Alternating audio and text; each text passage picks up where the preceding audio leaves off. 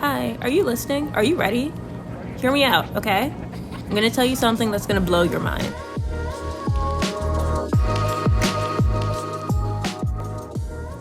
I have never taken magic mushrooms. I have never taken any drugs for that matter, besides briefly trying weed and dabbling in alcohol before deciding I did not like the taste nor the dizzy feeling that came afterward. Anywho, I've been thinking about mushrooms a lot, specifically in how they relate to depression. Then I thought about Studio Ghibli films, and I realized Studio Ghibli films are so effective because each plot is basically a psilocybin trip. Let me explain. Again, look, I'm not a druggy hoe bag, I'm more of a slutty industry intern, in the wise words of Azalea Banks. But if you follow the thread, me not being so much of a industry intern, it probably wouldn't surprise you that I've struggled with some sort of mood disorder. Unipolar or bipolar 2, depending on which psychiatrist you ask. So for most of my life, a little bitch has been depressed, and therefore a little bitch has watched a lot of movies and read a lot of books. And here's where Studio Ghibli comes in. Hayao Miyazaki's, sorry if I mispronounced that, forgive me. Hayao Miyazaki's films are absolutely phenomenal.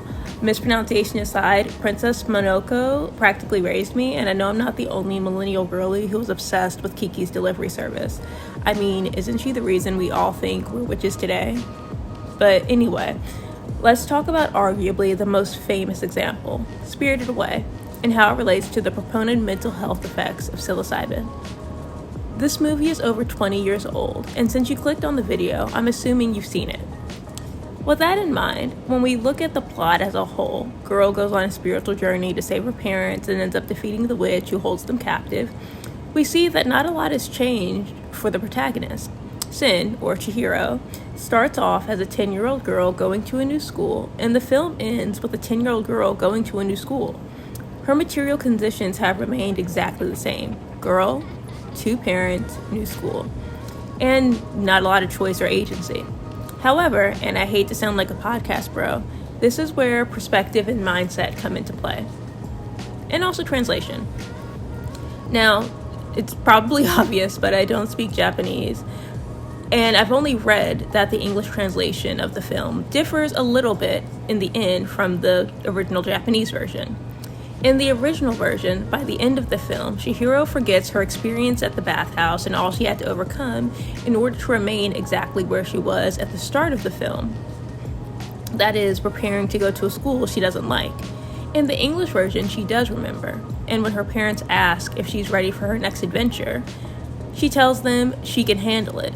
In the Japanese version, she replies with some version of, "This is gonna suck." Now, you can look at this in a few ways. The first way is that her amnesia doesn't cheapen her character.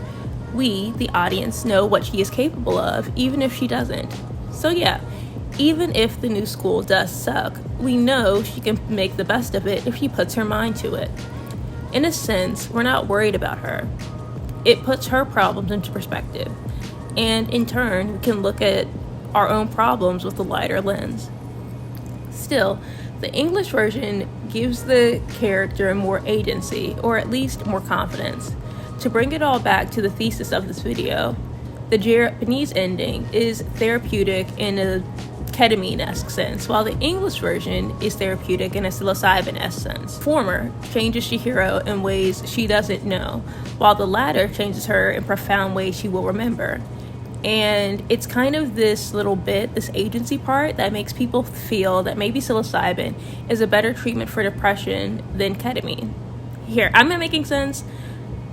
I'm gonna actually talk about his next movie that's similar, The Boy and the Heron, rather than go into the proponent differences between psilocybin and ket, in a therapeutic sense anyway. Now, for those who have not seen the movie, spoilers are incoming. The Boy and the Heron is about a tween-age boy who moves to the countryside with his father after his mother is killed during World War II, specifically during the Pacific War. Of course, the boy, Matteo, experiences immense grief and begins to isolate himself. He goes so far as to gravely injure himself so he doesn't have to go to school. I'm sure you can already see some similarities in this film and Spirited Away.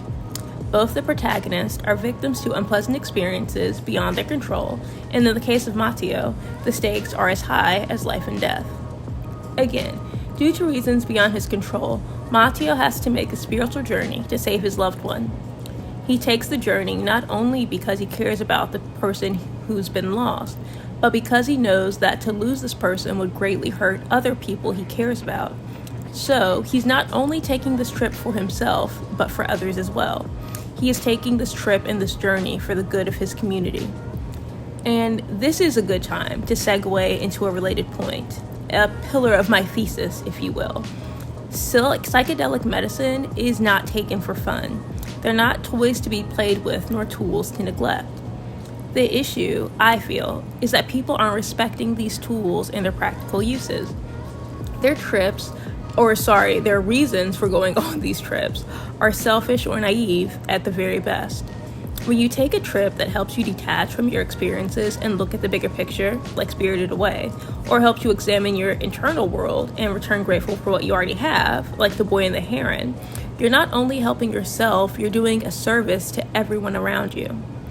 Okay, that was my really long-winded way of saying that Studio Ghibli films are so effective because they're character-driven stories about what can happen when you tap into your inner strength for the good of everyone around you. And when the films don't neatly fit into my thesis, you can still argue that a character's inner journey is almost greater than their external obstacles. Sophie, from Howl's Moving Castle, undergoes a dramatic change, but that change mirrors how she feels inside about herself. You should say how she feels about herself on the inside is the catalyst for the change. And San, from Princess Mononoke, finally learns to accept her humanity. That is when the forest heals and real change can occur, when she learns to work with others rather than just relying on herself. Now, in the real world, solving, fixing, or curing your depression isn't as simple as taking a pill, undergoing a ketamine IV infusion, or taking a hero's dose of psilocybin. Unfortunately, we can't take a mystical, spiritual journey to another realm and slay literal demons in order to emerge as better people. In the real world, we slay demons by talking about them, by living next to them, sometimes by defeating them. Studio Ghibli films are similar to psychedelic medicine because they give the character an impossible challenge, a guide to overcome them, and allow the character to experience a shift in mindset that's so powerful it doesn't matter if nothing else around them has changed. And I think that's all we can really hope for in the real world, the knowledge, or rather the confidence, to feel like even if shit does happen, we're strong enough to handle it.